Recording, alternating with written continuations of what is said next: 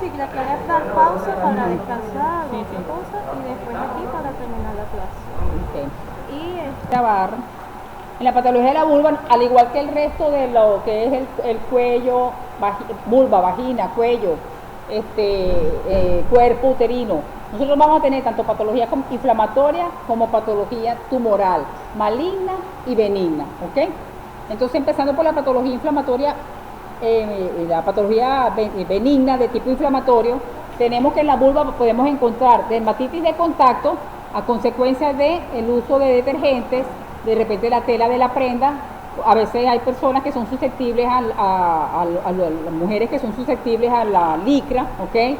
A ese material que es sintético, y también a la colocación de sustancias tópicas. Entonces, cuando nosotros hagamos una evaluación macroscópica de la vulva en una consulta ginecológica, nosotros tenemos que descartar, al ver un enrojecimiento, tenemos que también incluir qué tipo de productos puede usar la paciente y cómo puede ser el tipo de prendas que ella usa y de qué están hechas, ¿ok? Porque ustedes podrían confundirle la paciente si tiene supuración o alguna otra cosa. Ustedes pueden pensar, a lo mejor tiene una candidiasis, o tiene un proceso neoplásico, y todo parte desde un proceso de una dermatitis de contacto. Dentro de las patologías inflamatorias propias de la epidermis de la vulva, tenemos los líquen, el grupo de los líquen. Está el líquen plano, el líquen escleroso y el líquen simple crónico. Esos tres tipos de líquen, histológicamente, macroscópicamente se parecen mucho, pero histológicamente tienen sus diferencias, ¿ok? En el líquen plano, las lesiones son de tipo violáceas, hay una placa y pueden ser de carácter erosiva. En el líquen escleroso hay una atrofia epidérmica, hay una fibrosis de tipo colágena en la dermis superficial, y por lo general, cuando dura mucho tiempo, puede causar estenosis del introito vaginal, ¿ok? En la paciente. Y el líquen simple crónico, por lo general, lo que se ve es un engrosamiento de la piel. Estas lesiones por lo general son escamativas, ¿ok? La paciente por lo general tiene desprendimientos de escamas, ¿no? Macroscópicamente. Y microscópicamente, lo que más nosotros vemos dentro del grupo de los líquen es un infiltrado inflamatorio de linfocitos colocados en banda en la unión dermoepidérmica, y una hiperplasia de la capa granular, que es lo que nos explica el por qué la lesión puede ser descamativa. Recuerden que en la capa granular de la epidermis es donde están todos los gránulos de citoqueratina, ¿okay? Que después van a dar origen a esa queratina que nosotros vamos a tener a nivel superficial. Entonces, si esa capa se hace más gruesa, por supuesto vamos a producir entonces más queratina.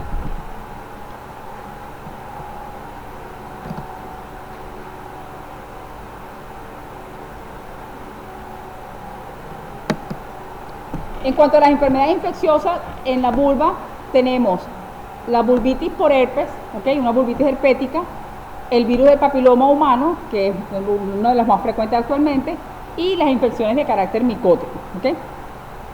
En cuanto a la vulvitis herpética, son lesiones de tipo ampollosas, y generalmente la paciente no refiere dolor como tal, y el virus involucrado es el virus del herpes simple número 2.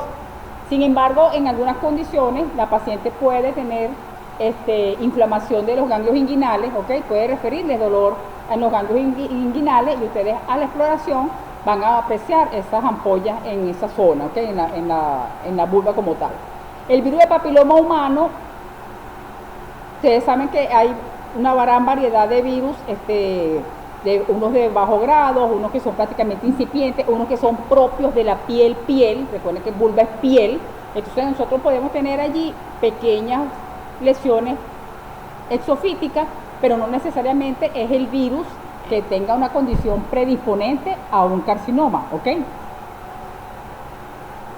Puede ser el condiloma tanto de tipo plano, que llamamos plano, que a la hora de verlo en la histología, vamos a ver las células coilocíticas distribuidas en todo el espesor de ese epitelio, que puede estar un poco engrosado, pero no me forma lesiones de tipo digamos, con proyecciones papilares extensas, como se ve en el condiloma acuminado, que también de paso suele acompañarse. El condiloma acuminado, aparte de ser más exuberante, tanto histológicamente como macroscópicamente, tiene casi siempre se acompaña de una hiperkeratosis también, ¿ok? En las infecciones micóticas, la más frecuente es la Candida albicans. Sin embargo, recuerden que la familia Candida es amplia, ¿ok? Entonces nosotros normalmente no colocamos la palabra Candida albicans como tal, sino a menos que le hagamos el estudio para ese tipo. O generalmente lo que colocamos es Candida sp. O sea, vemos la espora, vemos la hifa, Candida sp, sin ponerle que sea Candida albicans, ¿ok? Suele acompañarse de micosis vaginal por lo general, o sea, no solamente la vulva, sino también la vagina. Y hay que tener pendiente, muchachos, esta infección en pacientes de tipo diabética, ¿ok? Una paciente diabética, una paciente de edad que permanentemente esté presentándole una infección micótica, si no le han preguntado, porque esa es la otra que tenemos ahora, que como yo soy ginecobstetra, yo no me meto en esto porque yo no soy internista. No, nosotros tenemos que, si somos ginecobstetras y sabemos que las pacientes diabéticas me pueden hacer infecciones por cándida, yo tengo que preguntarle eso también a las pacientes, ¿ok? O sea, un examen físico y un interrogatorio tan igual como el que hacemos cuando estamos estudiando semiología. O sea, sin que se nos escape nada, independiente, y llévense eso, independientemente de que sean cirujanos, sean internistas, sean no descarten preguntarle al paciente ningún aspecto de una posible enfermedad, ¿ok? Porque ustedes consideren que eso no es mi área, no, ustedes son médicos y como tal tienen que importarle lo que le esté pasando a su paciente independientemente del sistema y del órgano que estén evaluando. En cuanto a las neoplasias de la vulva, tenemos la primera es la neoplasia intraepitelial vulvar, ¿ok? Que se escribe VIN, V-I-N, neoplasia intraepitelial vulvar, porque está en inglés. Eso anteriormente era lo que llamaba uno de las displasias leves, moderadas o severas, y que también anteriormente uno las calificaba como la eritroplasia de Queyrat o la enfermedad de Bowen. Ya en la mujer no se califican de esa manera, en la mujer se habla es de VIN, de neoplasia intraepitelial vulvar, que puede ser neoplasia intraepitelial tipo 1, neoplasia tipo 2, neoplasia intraepitelial tipo 3, y cada número va hablando desfavorablemente de la atipia que estamos viendo. El 1 es el leve y el 3 es más severo, ¿ok? O sea, es la atipia más marcada, que casi está ya prácticamente en carcinoma in situ, ¿ok? La otra, esta displasia se presenta en mujeres jóvenes, cursa muchas veces con BPH16. El BPH16 puede ser causante de carcinoma epidermoide, ¿ok? En menor frecuencia el 18 y el 31, que también son promotores, inductores de carcinoma epidermoide. Ocurre más frecuentemente en las mujeres en edad fértil. El carcinoma epidermoide como tal tiene dos presentaciones en la vulva, que es el carcinoma basaloide y el carcinoma verrugoso. El carcinoma verrugoso, como cualquier otra parte del cuerpo humano donde podamos ver un carcinoma verrugoso, él tiene la particularidad de que él no es un invasor como tal, como pasa con el carcinoma epidermoide, bien llamado epidermoide. La variedad verrugosa de carcinoma epidermoide tiene un comportamiento más benigno, ¿ok? Eso es válido tanto para las lesiones que podemos ver también en hombres, ¿ok? Y en este caso en las mujeres que estamos evaluando. Está asociado a virus de BPH y la otra variedad de carcinoma epidermoide es el no queratinizante. O sea, nosotros podemos tener una variedad de carcinoma de epidermoide en la que las células no nos forman queratina, ¿ok? Entonces, pero no quiere decir necesariamente que sea una lesión extremadamente indiferenciada, como para considerarla indiferenciada. Simplemente es un carcinoma epidermoide que no es productor de queratina, ¿ok? Entonces, carcinoma epidermoide, dos presentaciones, el basaloide y verrugoso asociado a BPH y el carcinoma epidermoide que es no queratinizante. Hay otra lesión muy importante que no está aquí en la diapositiva, pero que es muy importante, que también se ve en la vulva, y es el melanoma, ¿ok? Las mujeres hay que tener mucho cuidado cuando estén evaluando mujeres con lesiones hipercromáticas en la vulva, porque hay que descartar que nos vaya a hacer eso un inicio de un posible melanoma. De todas maneras, el melanoma tiene su descripción macroscópica que le dice a uno que tan clínicamente si estamos en presencia o no. Me explico. En el melanoma hay como una especie de nemotecnia, donde nosotros vamos a ver la asimetría de la lesión, vamos a ver si existen unos bordes irregulares, vamos a ver la coloración que tenga esa lesión como tal, ¿ok? Ese ABC casi nunca falla. Una lesión que no tiene simetría, que si usted pasa una línea, hay más de este lado que de este otro, eso ya uno lo hace sospechar. Una lesión que tiene unos bordes festoneados, que no es redondo, asimétrico, como suelen ser los nebus normales, tradicionales que uno tiene, eso también lo llama uno y esa coloración difusa, mezclada, donde usted de repente tiene áreas muy hipercrómicas mezcladas con áreas más claras, eso también es sospechoso. Si usted suma los tres elementos, usted casi seguro puede tener la confianza de que usted está en presencia de una lesión tipo melanoma. Y ese es el segundo maligno de la vulva, ¿ok? No lo puse aquí, pero eso está allí, ¿oyó? En cuanto a la vagina, la patología más frecuente de la vagina es la infecciosa. El principal microorganismo de la vagina y componente de su amplia flora bacteriana es el Lactobacillus acidophilus. Nosotros normalmente lo reportamos en la citología y ella es causante muchas veces de un poquito de citólisis en las pacientes, pero eso no es patológico, o sea, simplemente lo describimos, pero eso no es patológico. Responsable del ambiente ácido al degradar glucógeno es el Lactobacillus, por lo que se hace difícil la proliferación de otros gérmenes bacterianos. O sea, ella es la que prácticamente mantiene el control de esa flora. Hay gérmenes patológicos también frecuentes allí, como es la tricomoniasis, ¿verdad? Trichomonas vaginalis, Gardnerella, o Haemophilus, también se conoce como Haemophilus, el herpes simple y la Candida albicans. Son también presentes dentro de la vagina, o sea, son causantes de patología también, ¿ok? La vagina también tiene sus lesiones neoplásicas. Los primarios de vagina son muy raros, pero no así los metastásicos del cuello, del endometrio y del ovario, ¿ok? Un tumor de vagina primario es poco frecuente. Toda hemorragia vaginal post-histerectomía tumoral debe ser biopsiada, ¿ok? ¿Por qué? Porque puede haber una recidiva, puede haber presencia de esa lesión que usted quitó, que usted resecó previamente y esté haciéndose presente nuevamente en esa cúpula vaginal, ¿ok? La neoplasia maligna principal son el carcinoma epidermoide, pero en la infancia hay un tumor muy frecuente que se llama sarcoma botrioide, ¿ok? Que es un tipo de rhabdomiosarcoma, ¿ok? Y es del tipo embrionario, es un tumor, los tumores malignos del músculo estriado se llaman rhabdomiosarcoma, ¿ok? Botrioides,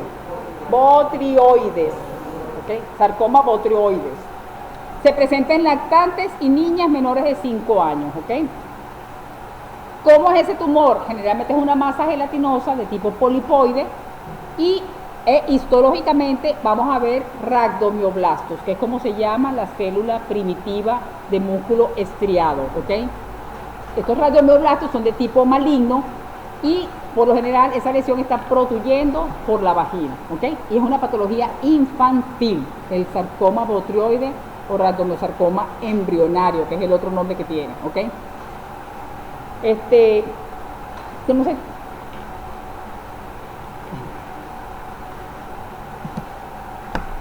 En cuanto al cuello uterino, tenemos previo a esto, también en la vagina tenemos una neoplasia intraepitelial vaginal, ¿ok? Es menos frecuente que la vulvar, ¿ok? Pero también existe con la misma nomenclatura, o sea, tipo 1, tipo 2 y tipo 3, que vienen sustituyendo lo que sería una displasia leve, una displasia moderada y una displasia severa, ¿ok? Pero como venimos ya describiendo, les vengo describiendo, el tumor primario de vagina como tal es poco frecuente, ¿okay? O sea, que esas neoplasias intraepiteliales no las vamos a ver con mucha frecuencia. Por lo general lo más frecuente es ver la metástasis de una lesión preexistente, ¿okay? En cuanto al cuello, el exocervix está recubierto por un epitelio de tipo pavimentoso, ¿ok? Y el canal endocervical tiene un epitelio de tipo cilíndrico secretor de moco, con invaginaciones glandulares. ¿Por qué esto es importante? Porque esto es lo que nosotros nos va a explicar que ocurre cuando el ambiente dentro del cuello como tal, dentro de la vagina, cambia y se da el proceso de metaplasia escamosa. ¿Saben lo que es una metaplasia? O la sustitución de un epitelio maduro por otro epitelio igualmente maduro. Entonces, en el caso del cuello uterino, es muy frecuente que en la zona de ectopia, o sea, donde está la zona de transformación, se ocurra metaplasia de tipo escamosa, ¿ok? ¿Por qué? Porque el mismo epitelio endocervical, al verse que no es capaz de defenderse de las agresiones que ocurren dentro de la vagina por la presencia de gérmenes, del pH, etcétera, una serie de cosas que le cambian el ambiente, ella decide, las células de reserva hacen transformación y en vez de seguir produciendo células endocervicales van a producir células de tipo escamosa. Exactamente. Eso es completamente fisiológico, ¿ok? Entonces, esto es importante, conocer entonces lo que es lo normal dentro del canal endocervical y el cuello y la parte del exocervix para que ustedes entonces puedan entender qué está pasando en la zona de transformación.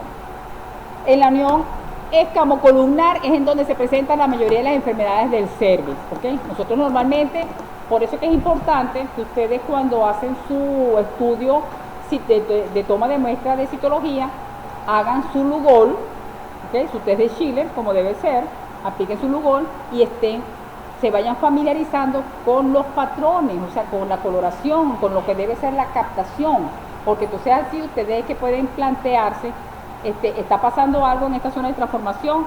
Claro, el ojo experto, el que vaya después por ginecostetricia, por supuesto, cuando haga su colposcopia, que aprenda a ver su colposcopio, entonces podrá saber, no, mira, esto está pasando porque hay una inflamación severa y me está captando mal el Lugol. Pero también puede ser, no, mira, que aquí hay unas espículas extrañas, será que está creciendo de repente un condiloma aquí, ¿ok?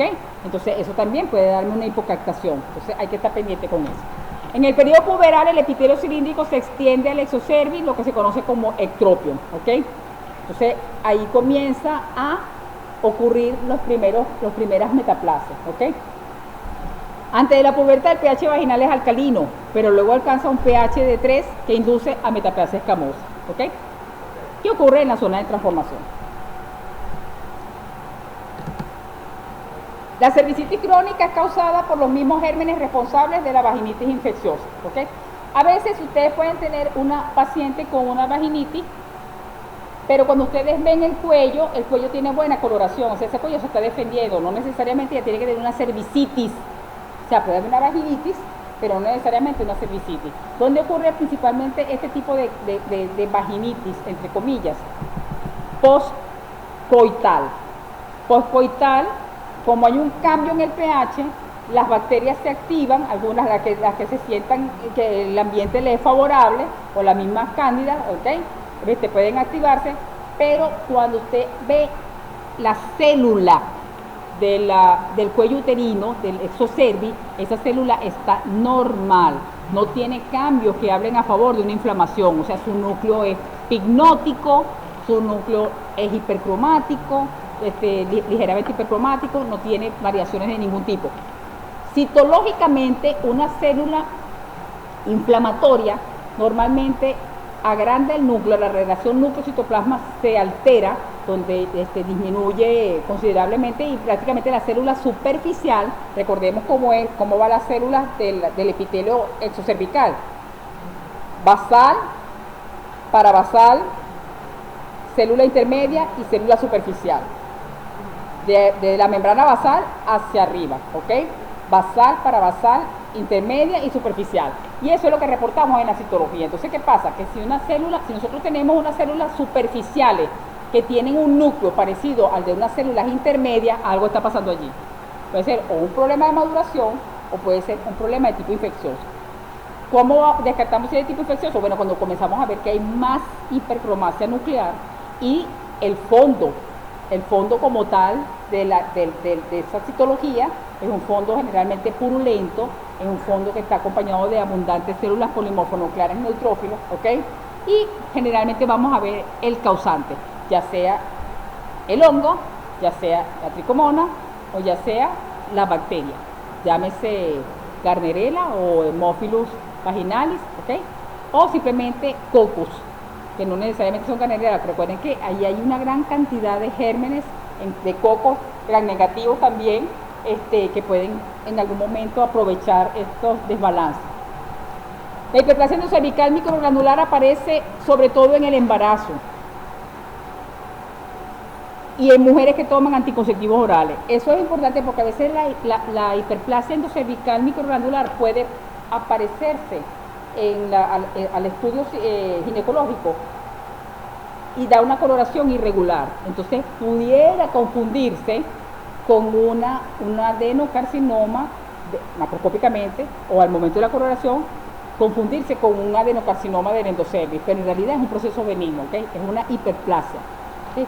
Pequeñita, microgranular, o sea, las luces son muy chiquitas, entonces uno tiene que interrogar. Por eso es que para nosotros es importante que el clínico nos diga fecha de última regla, la edad de la paciente, tanto en la citología como en una biopsia.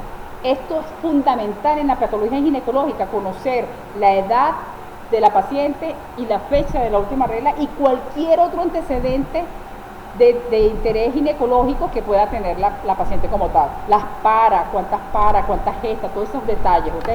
Recuerden que ustedes están mandando este reporte a otro médico que también, igual que ustedes, dio 6 años de medicina, o sea que les va a entender lo que ustedes están mandando allí. No es nada más la lámina, como si tú, ahí está, a ver, no dice nada. A ver, imagínense ustedes que si ustedes nosotros vemos un frotis hipoestrínico y no nos dicen la edad, ¿cómo sé yo que es una paciente que de repente tiene un proceso de amenorrea primaria y no está produciendo estrógeno y lo que tiene son 26 años? ¿Cómo lo contesto? O sea, ¿cómo lo relaciono? Si no me dicen la edad, no puedo orientar, necesito la edad para poder entonces decir qué está pasando allí, ¿okay? Y ustedes poder entender, ¿eh? Entonces traten de no olvidar ese detalle con ningún examen que pidan de anatomía patológica. Los datos, edad, antecedentes, ¿ok? Y por qué toma la muestra, sobre todo cuando son biopsias, porque a nadie le quitan un fragmento de tejido por gusto. De repente en la citología sí, porque estamos haciendo pesquisa, pero a nadie le quitan un fragmento de tejido por gusto. Hay que saber por qué. Entonces pongan un breve resumen de qué vieron, ¿ok? Casi todos los ginecólogos lo hacen, realmente casi todos, hay excelente relación con los patólogos. Los pólipos cervicales son causa frecuente de hemorragia intermenstrual. Son de superficie externa, lisa, generalmente redondeados, y se forman del endocervix y van a protruir por el orificio cervical externo. Ya ustedes, bueno, no sé si empezaron por ginecología, pero ya saben que OCE, ya siempre sigla, orificio cervical externo, porque está aquí así en la diapositiva. Y miden en promedio 1 a 2 centímetros. Los pólipos endocervicales pueden ser de diferente naturaleza. Usted puede conseguir un pólipo endocervical histológicamente constituido prácticamente por elementos glandular. También puede conseguir un pólipo que prácticamente sea de componente vascular. Puedes conseguir los mixtos, o sea, puede ser adeno-angiomatoso, puede ser adeno-fibromatoso, porque tiene bastante estroma fibroso, o puede ser un fibroangiomatoso, o sea, tengo fibrosis y tengo muchos vasos, ¿ok? Pero sigue siendo un pólipo igual, lo que varía es la naturaleza de ese pólipo. Y lo importante es que estos 3 elementos, la parte glandular, la parte vascular y la parte fibrótica, todas son normales y son componentes del endocervix como tal, ¿okay? O sea, no tenemos nada anómalo allí en cuanto a tipia, ¿ok? Simplemente hay un sobrecrecimiento. En la patología de virus de BPH en el cuello se han descrito más de 70 tipos de virus y pueden producir condilomas de tipo plano, condilomas acuminados, también puede haber condiloma de cambios mínimos. Eso nada más lo vamos a ver es en el microscopio, ¿ok? Cambios coilocíticos, ¿qué llamamos cambios coilocíticos? Son los cambios celulares que afectan tanto en el núcleo como al citoplasma. ¿Qué vamos a ver en el citoplasma? En el citoplasma por lo general vamos a encontrar en una célula coilocítica una vacuola clara alrededor del núcleo, lo que llamamos una vacuola perinuclear, que parecía que es como un hueco y el núcleo estuviera metido dentro de un hueco. Y el núcleo de la célula coilocítica por lo general tiene una membrana celular gruesa y que llamamos reforzamiento de la membrana nuclear, y tiene como una especie de festones. Ese núcleo, en vez de lucir redondeado, puede lucir cuadriculado o como con pequeñas espículas, ¿okay? Y lo podemos conseguir tanto a nivel basal como a nivel superficial, ¿okay? Estas lesiones ocurren con mayor frecuencia en la zona de transformación, y los virus que están asociados al cáncer de cuello son el 16 y el 18. Con frecuencia vemos el 6 y el 11, y algunas veces también podemos encontrar el 31, el 33, el 35, pero eso es raras veces, ¿ok? Y estos 31, 33 y 35 también pudiéramos encontrarlos en lesiones de tipo neoplásica maligna, ¿ok? Yo trato de no meterme mucho con la cuestión clínica, porque esto varía muchísimo. Pero sí creo que es importante que nosotros, cuando tengamos pacientes con virus de VPH y tengan lesiones que sean exuberantes, que se vean bien como agresivas, hacer el tipiaje. ¿Por qué? Porque si usted hace el tipiaje, esa es mi apreciación personal, ¿okay? Si usted hace el tipiaje, y hace su cuello, su cono por la lesión, ¿verdad? Ya sea como una exéresis usando el asa, o haga un cono como tal, aunque el cono siempre es cuando hay malignidad. Usted ya, al saber el tipo, usted ya sabe hacia dónde puede ir esa lesión. O sea, usted puede adelantársele a la lesión, porque ya sabe que hay unos serotipos que son más agresivos que otros, ¿ok? Pero hay algunas veces que uno observa que hacen las exéresis y no le hacen el serotipo a la paciente. O sea, nunca supieron de con qué virus estaban tratando, y de repente la paciente vuelve al poco tiempo, a los pocos años, otra vez con la lesión.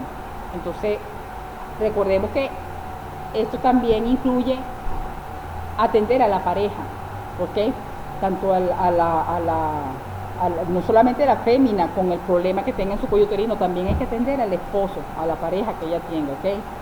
Porque nada hacemos con curarla a ella y entonces dejando al cónyuge, a la pareja con la lesión, ¿ok? Y otra cosa que les voy a decir, porque lo viví. ¿Dónde paro aquí? No, que quería parar la grabación.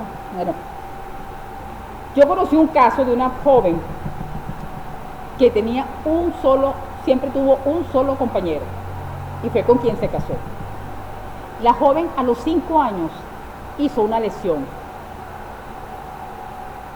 macroscópica, y cuando ella llevó a su esposo, la lesión que la médico tratante, que era una ginecosteta que le gustaba también evaluar a la pareja con el colposcopio, la lesión del señor era una lesión de VPH, pero ella, desde que lo conoció, como tenía esa verruguita, ella lo veía como una verruguita normal, o sea, como que era parte de él, pues, o sea, su verruga de toda la vida, y la enfermedad la tuvo a los 5 años. 5 años, o sea, no fue al poco tiempo de casada, no, a los 5 años fue que ella vino, y ella dijo, no, que siempre he tenido eso toda la vida, ¿okay? Y la lesión estaba allí. Entonces, ¿qué quiero decirles con eso? Que no se confíen en que una lesión es inmediata. Estas lesiones son inmediatas, ¿ok? Porque de repente ustedes se van a conseguir a la hora de tratar a la pareja, se van a conseguir con unos problemas que nadie nos explica que los vamos a vivir, ¿ok? Pero entonces es importante a veces conocer la mecánica de esto para que ustedes puedan adelantarse a la hora de conversar con su paciente. ¿Ok? Voy con la siguiente.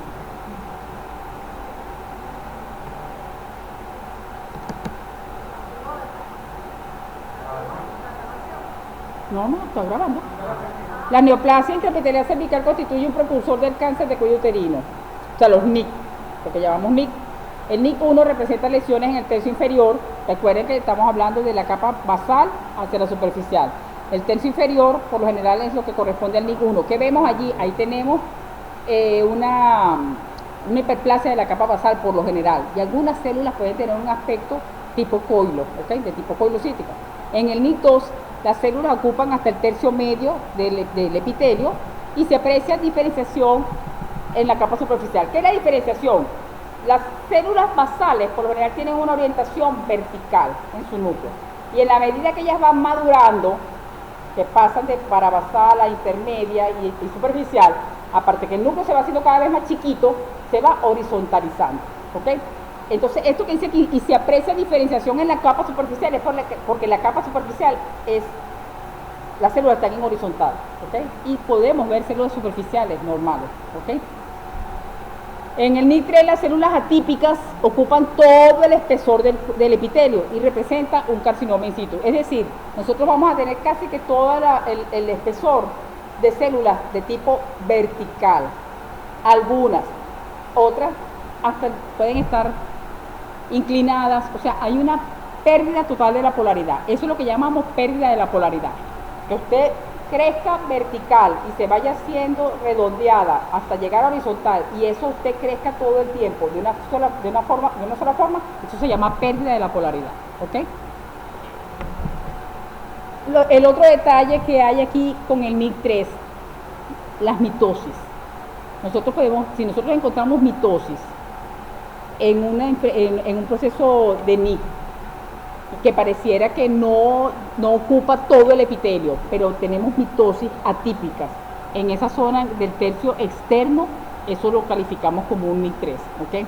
Independientemente de que estemos viendo solamente la alteración hasta el nivel medio. Si hay mitosis arriba de tipo atípica, eso hay que considerarlo como un potencial NIC3, ¿ok? Hay una imagen allí de un epitelio cervical normal, ¿ok?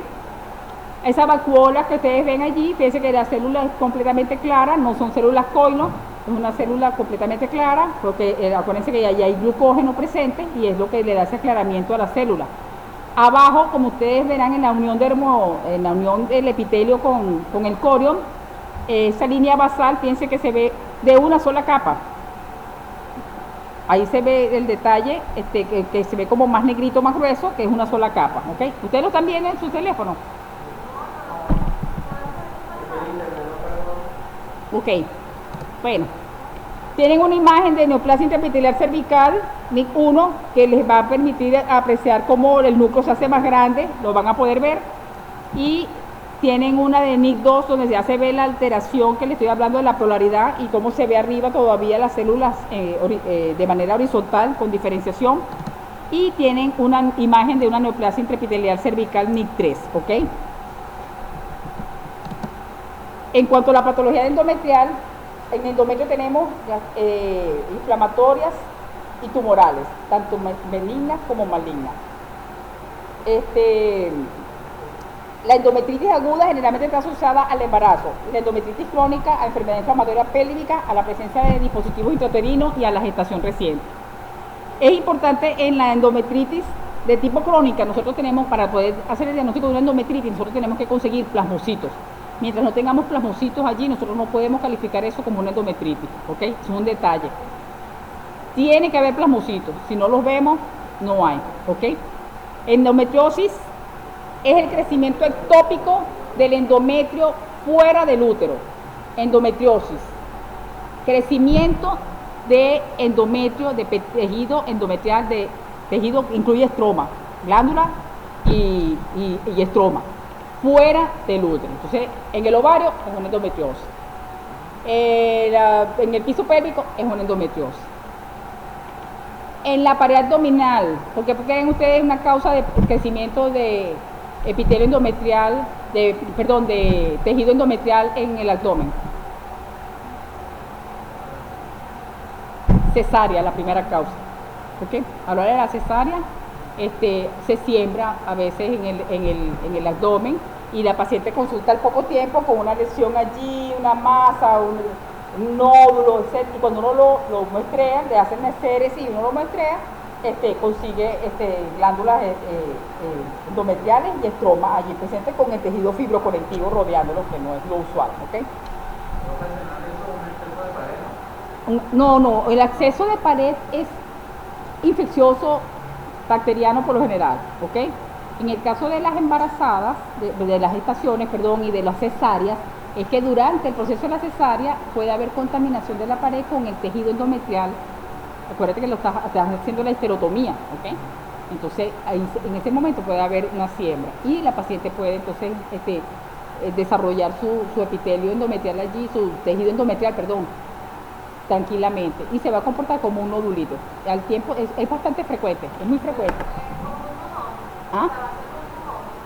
Es como un nódulo, pero la paciente no hay necrosis, no hay nada de esas cosas, pues, ¿okay? Sino que ella simplemente siente que hay algo que es incómodo, que causa dolor. Los pólipos endometriales son protuberancias del endometrio que histológicamente muestran glándulas dilatadas, por lo general, y están dentro de un estroma vascular. De hecho, uno describe ovillos vasculares. Cuando uno tiene el pólipo endometrial, uno describe que hay la presencia de ovillos vasculares. En el pólipo endometrial, por lo general, ese estroma y esa glándula tienen una apariencia de tipo proliferativa, ¿ok? Mientras que a veces los pólipos endometriales pueden responder a la estimulación hormonal y entonces pueden haber glándulas que tengan un aspecto de tipo secretor. Recuerden que el tejido endometrial, las glándulas, pasan por diferentes apariencias, diferentes características según sea el ciclo menstrual, ¿ok? Generalmente en el periodo proliferativo nosotros tenemos que se compone de 3 etapas: inicial, intermedio, tardía. Antes del día 16, un día que se ha tomado como referencia, esas glándulas van cambiando, se van haciendo desde tubulares hasta que van ampliando su luz, van haciéndose más, el epitelio en vez de ser cúbico se va haciendo cilíndrico, van presentando vacuola subnuclear, ¿verdad? Porque ¿qué es esa vacuola? Vacuola de glucógeno, que se supone que de ocurrir fecundidad, ¿verdad? Fecundación como tal en el día 16-18, esta secreción endoluminal es la que va a alimentar a ese ovocito futuro, ¿ok? Eso se lo pueden ir repasando. Luego viene el periodo secretor, que también tiene unas características. Entonces, los pólipos endometriales, que normalmente son de apariencia proliferativa, con ovillos vasculares, vasos que tienen las paredes gruesas, pueden tener cambios secretores y se le conoce como pólipos endometriales funcionantes, ¿ok? O sea que está respondiendo a la estimulación hormonal. Hay casos en que uno de repente tiene un pólipo y la paciente, cuando le hacen la histerectomía, el endometrio está perfecto y el pólipo es el que tiene el cáncer. Tiene un cáncer que no es infiltrante, ¿ok? Puede tener un adenocarcinoma, ¿ok? ¿Por qué es adenocarcinoma en el endometrio? Y no es porque recuerden que es un órgano con glándulas, es glandular y al ser glandular se llama adenocarcinoma, ¿ok? Eso porque como no pasamos por la unidad de neoplasia, a veces una que otra vez voy a hacerle referencia a esas cositas. En cuanto a la patología proliferativa neoplásica, tenemos la hiperplasia endometrial, que es causada por estímulos estrogénicos. Puede ser a consecuencia de ciclos anovulatorios, tumores secretores de estrógeno o inducida por fármacos. Se clasifican en hiperplasia sin atipias y en hiperplasia compleja con atipia. Y por último, la neoplasia intraepitelial endometrial. ¿Cómo está, doctor? No se preocupe. Lo que teníamos pautado la utilización de esta área para decoración, porque mañana se presentan los trabajos especiales de grado en interna. Ajá. Entonces, bueno, tengo la gente de decoración afuera, el asiento lo cierran a las 6 de la tarde y necesitamos ingresar para poder acomodar. No hay problema. Claro que sí. No se preocupe, porque tomar esta clase es larga, es ginecológico y apenas estoy en endometrio, entonces, o sea, te podrás imaginar, entonces no hay problema. Yo creo que íbamos de todas maneras a tratar de hacerle en 2 tiempos, ¿verdad? Dame 5 minutos para finiquitar. Entonces, la hiperplasia sin atipia, hiperplasia compleja con atipia y la neoplasia intraepitelial endometrial, ¿ok? También igualitos, tenemos una como lo vemos en el cuello, como lo vimos en la vagina y, ¿ok? Como lo vimos en vulva. constituyen formas premalignas de carcinoma. O sea, no deben subestimar una hiperplasia endometrial, ¿ok? Así les digan que es una hiperplasia endometrial simple, sin atipia, no la subestimen. ¿Por qué? Porque son formas premalignas de carcinoma de endometrio, ¿ok? Entonces esa paciente no se nos debe escapar, esa paciente hay que tenerla vigilada, independientemente del tratamiento que usted le vaya a colocar. En cuanto al carcinoma de endometrio, la mayoría son adenocarcinomas. ¿Por qué? Porque se aclara, porque usted también puede tener en el endometrio, como patología tumoral de la parte, digamos, del cuerpo, usted puede tener no solamente los adenos, sino que también puedes tener leiomyosarcoma, puedes tener fibrosarcoma, puedes tener tumor mixto milleriano, ¿ok? Donde tienes un componente tanto de sarcomatoso como componente adenocarcinomatoso, ¿ok? Mixto, lo que llaman tumor mixto. Entonces, no, pero la mayoría de las lesiones de esa parte son adenocarcinomas, ¿ok? La mayoría se clasifican en tipo 1 y en tipo 2. Los adenocarcinomas de tipo 1 son los que están asociados a la hiperplasia endometrial, ¿ok? Generalmente están asociados a la parte de estrogénica, pero los carcinomas tipo 2 no se relacionan a estrógenos. Se presentan en edades de 65 a 75 y es de tipo, puede ser de tipo seroso, puede ser de células claras o puede ser un mixto milleriano de tipo agresivo. En el tipo 1 está asociado a obesidad. Hay estrógenos sin oposición, hay hipertensión arterial y puede haber diabetes, ¿ok?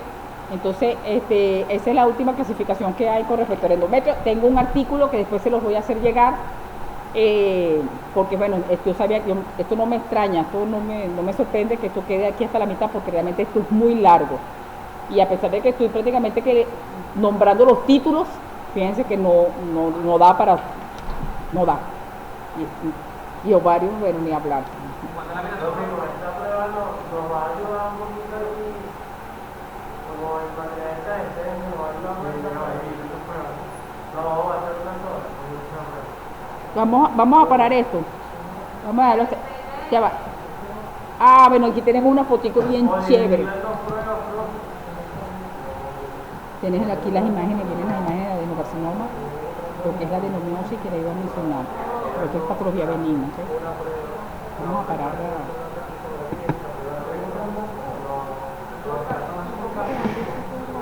no sé, pero lo sé.